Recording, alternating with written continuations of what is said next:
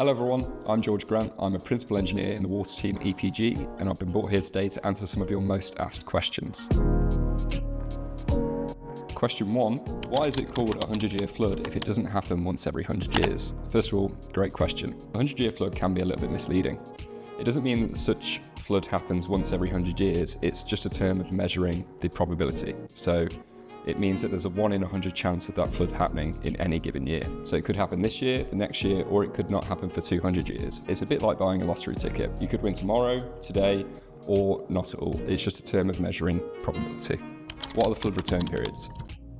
So flood return periods, similar to the last question, they are a way to express the likelihood of certain flood events. So a 30-year flood has a 1 in 30 chance of happening. A 100-year flood has a 1 in 100 chance of happening. The lower the probability, the more intense the storm is. So 100-year storm, more intense, more flooding, more rainfall.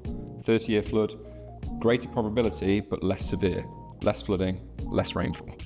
Why is it important to factor in 100-year flood risk when designing SuDS? So SuDS, or Sustainable Drainage Systems, are designed to manage and control rainfall and ultimately reduce flood risk, along with a variety of other factors. Factoring in the 100-year flood makes sure these systems can handle the rare and severe storms and ultimately help protect communities and the environment. With climate change constantly evolving and bringing more intense weather, designing to these in more intense storms is really, really important to ultimately make sure our infrastructure is resilient. It's a bit like putting a big lock on your door.